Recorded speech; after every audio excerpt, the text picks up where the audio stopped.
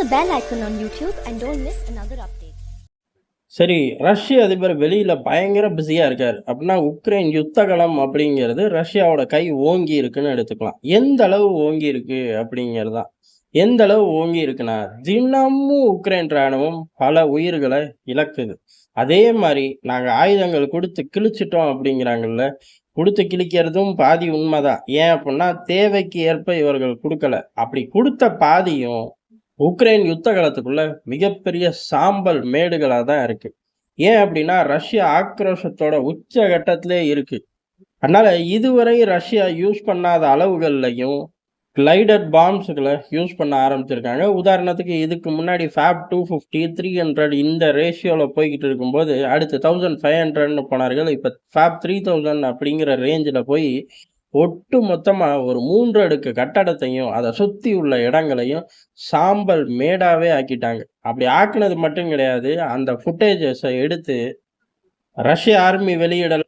அப்போ ஆட்டோமேட்டிக்கா ஆர்மி சார்ந்த அங்க உள்ள டெலகிராம் சேனல்கள் கைவசம் ஓங்கும். அப்படி ஒரு ஃபுட்டேஜை அந்த மாதிரி சேனல்கள் ரிலீஸ் பண்ணிட்டு ரஷ்யா அமைதி காக்குது.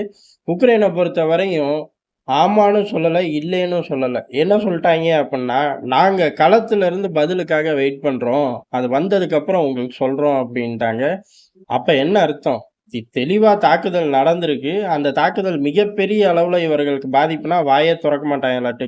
சின்ன அளவு பாதிப்புனா வாய் திறக்க வாய்ப்பு இருக்கு. ஆனால் வெடிச்ச குண்டு அதோட தாக்கங்கள் இவர்கள் கொடுக்கக்கூடிய ரிப்போர்ட்டெல்லாம் பார்த்தா அங்கே கணிசமாக ஆயுதங்கள் குமிச்சு வச்சிருப்பார்களாட்டுக்கு. அதை அப்படியே தரை மட்டமாக ஆக்கியிருக்கு.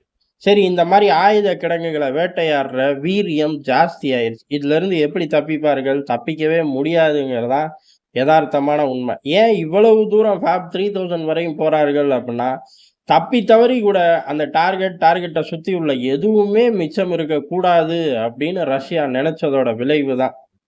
அப்ப அந்த அளவுக்கு முக்கியத்துவமான ஒரு லொக்கேஷனை இவர்கள் இழந்துட்டார்கள். அதை பாதுகாக்க முடியலைன்னு எடுத்துக்கலாம். அதை பத்தி கருத்து தெரிவிக்க முடியாம ஓடுற அளவுக்கு நிலைமை ஆயிப்போச்சு. அப்ப பெரிய இழப்புகள் ஜாஸ்தி ஆகிக்கிட்டே இருக்கு. இது இன்னைக்கு மட்டும் நடக்கிறது இல்ல. இந்த மாதங்கள்லே இது ஏகப்பட்டதாட்டி வெவ்வேறு வடிவங்கள்ல நடந்திருக்கு. இப்போ ஃபேப் 3000ங்கிறனால பெரிய அளவு ஃபிளாஷ் ஆகுது. அதுக்கு காரணமும் ரஷ்யா தான். இதை ஃபிளாஷ் பண்ணணும்னு விரும்பி இருக்கார்கள். அதனால அவர்களோட முக்கியமான ஆட்களை வச்சு இந்த மாதிரி ஃபுட்டேஜஸை ரிலீஸ் பண்ணி மைலேஜ் எடுக்க பார்க்கிறார்கள். ஏன் அப்படின்னா இதே காலகட்டத்துல வெளியிலையும் வம்பு வருது, உள்ளுக்குள்ளேயும் வம்பு வருது. இவ்வளவு பெரிய தாக்குதல். அப்ப களத்துக்குள்ளேயும் ஏறக்குறைய ஒவ்வொரு நாளும் 2000 3000 வீரர்களை நியூட்ரலைஸ் பண்ணிட்டோம்னு ரஷ்யா தினமும் அறிவிச்சுக்கிட்டு தான் இருக்கு. அதுல இப்ப 14 லொகேஷன்கள்ல முக்கியமா பெரிய அளவு தாக்குதல்கள் மூலியமா ஒரே நாள்ல 14 லொகேஷன்ல திட்டமிட்டு பெரிய அளவு தாக்குதல் மூலியமா சுமார் 13,000 உக்ரைன் வீரர்களை நியூட்ரலைஸ் பண்ணியிருக்கோம் ஒரே நாள் 24 மணி நேரத்துல அப்படின்னு சொல்லி ரஷ்யா அறிவிச்சிருக்கு. இதுக்கும் உக்ரைன் வாயே திறக்கல. அப்ப இந்த 2 விவகாரமும் 100% உண்மையா இருக்கும் அப்படின்னு எடுத்துக்கலாம். உக்ரைன் இதுக்கு வாயே திறக்காம இருக்கிறது மட்டும் கிடையாது. உக்ரைன் இதே காலகட்டத்துல என்ன செஞ்சுச்சு அப்படின்னு பார்த்தோம்னா, இது உண்மையா பொய்யாங்கிறத ரொம்ப சுலபமா சொல்லிடலாம். ஏன் அப்படின்னா இந்த மாதிரி வெறி பிடிச்ச தாக்குதல் நடக்கும்போது உக்ரைன் சைலண்ட் மோடுக்கு போறது மட்டும் கிடையாது. உக்ரைனுக்கு தெரிஞ்ச ஒரு விளையாட்டு அப்படிங்கிறது பெல்கிராட் கிரிமியா பகுதிகளில் தாக்குதல். இதை 2 விட்டா இவர்கள் கையில வேற ஃபார்முலா அன்னையில இருந்து இன்னைக்கு வரையும் இல்லை, நாளைக்கும் இருக்க போறது கிடையாது. இந்திய காலகட்டத்துல உக்ரைன் என்ன பண்ணுது அப்படின்னா, கிரிமியாவை நோக்கி 100 ஆளில்லா ஏவுகணைய ஏவுது. அப்படி கிரிமியா பகுதியை நோக்கி இதே 24 மணி நேரத்துல 100 ஆளில்லா ஏவுகணை ஏவப்படுது. ஒண்ணு கூட டார்கெட்டை ரீச் பண்ணவே இல்லை.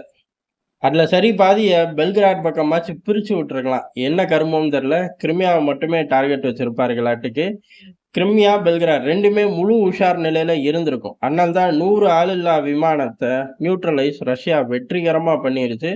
ஒரு சேதாரமும் இல்லை. ஏறக்குறைய இங்க முக்கியமான ஸ்ட்ராட்டஜிக் லொகேஷன் ஒன்றை இழந்திருக்கார்கள். அந்த லொகேஷன்ல இருந்தக்கூடிய வெப்பன்ஸை இழந்திருக்கார்கள். அதே மாதிரி 13,000 வீரர்கள் ஒரே இடத்துல கிடையாது, உக்ரைன் வார் ஜோன் முழுவதும் 14 லொகேஷன்களை மேப் பண்ணி தட்டி தூக்கி நியூட்ரலைஸ் பண்ணியிருக்கார்கள். இந்த பெரிய இழப்பு வாய் தொறக்கல. ஆனா இதே 24 மணி நேரத்துல 100 ஆளில்லா விமானத்த கிரிமியாவ நோக்கி அனுப்பிச்சிருக்காங்கன்னா, இந்த தாக்குதல் உண்ம. இந்த இழப்புக்கள் உண்மதான். இத சரிகட்ட முடிஞ்ச அளவு போராட்டம் என்ன உக்ரைனுக்கு தெரிஞ்ச போராட்டம் கிரிமியாக்குள்ள பாயறது. அதையும் பாஞ்சு அதுவும் தோல்வி.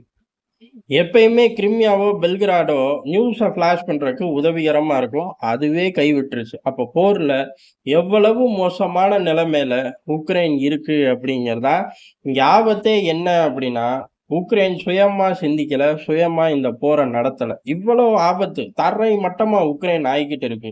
இப்ப சரண்டர் அப்படி இல்ல அப்படின்னா, பேச்சுவார்த்தை அப்படின்னு உட்கார்ந்தாச்சு ஒரு போர் நிறுத்தத்த கொண்டு வரதான் எல்லாரும் ட்ரை பண்ணுவார்கள். ஆனா சுயபுத்தியோ, சுயமான விருப்பு வெறுப்பு இல்லாம உக்ரைன் சண்டை போட்டுக்கிட்டு இருக்கு. முழு கண்ட்ரோலும் அண்ணன் அமெரிக்கா கிட்ட இருக்கிறனால, இந்த போர்ல அத நடக்கறதுக்கு வாய்ப்பே கிடையாது. அப்படிப்பட்ட போர்ல சம்பவங்கள் நடக்கும்.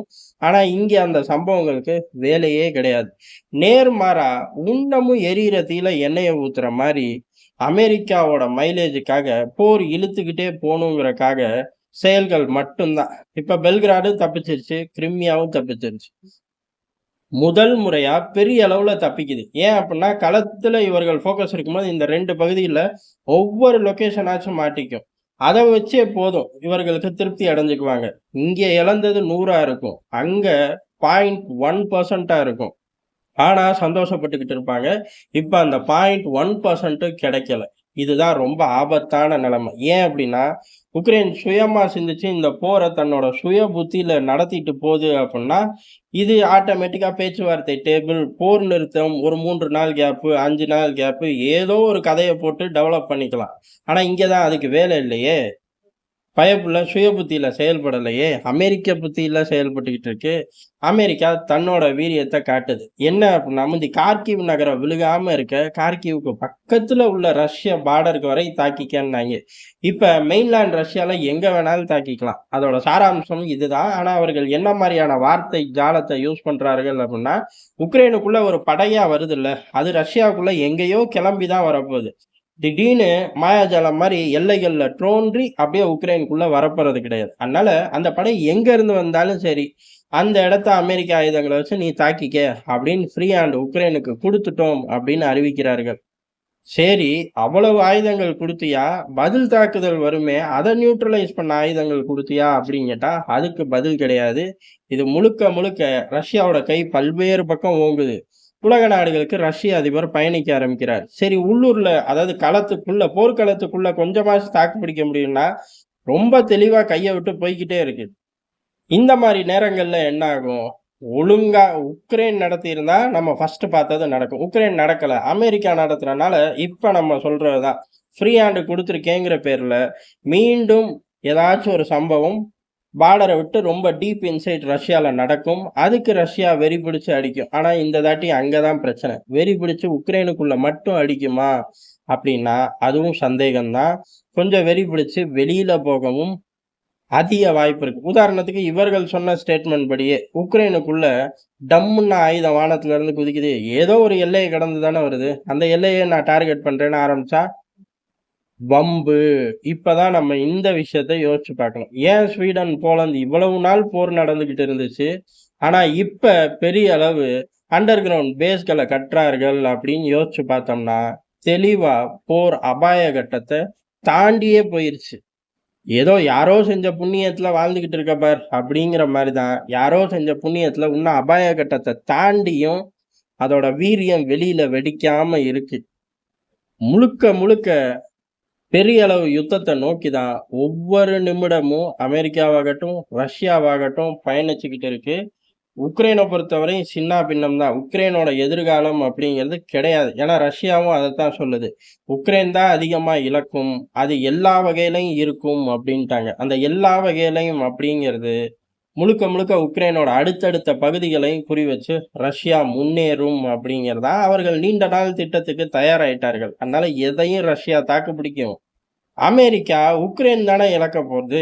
அது கையில இருந்து எதையாச்சும் இழக்க போறோம். அப்ப இப்ப புளோரிடா இழக்க போறோம் அப்படின்னா மூடிட்டு போயிருவாங்க.